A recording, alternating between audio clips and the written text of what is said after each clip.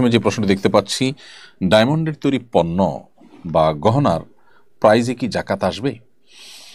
যে সমস্ত পণ্য ডায়মন্ডের তৈরি, সেই পণ্যগুলো যদি ব্যবসায়িক মাল হয়, অর্থাৎ ব্যবসার পণ্য হয় যেটা কেনা হয়েছে বেচার জন্য, তাহলে ব্যবসার পণ্যের যে মূল্য, এটার যে ভ্যালু আছে, সে ভ্যালুর উপরে প্রতি বছর আপনাকে জাকাত দিতে হবে।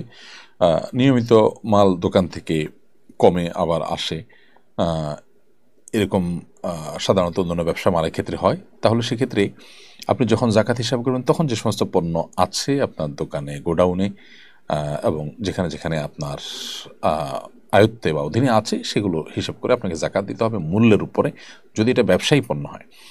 আর যদি গহনার মধ্যে ডায়মন্ড থাকে, তাহলে সেক্ষেত্রে ডায়মন্ডের গহনার জাকাত দিতে হবে না, কারণ সেটা ব্যবসার পণ্য না।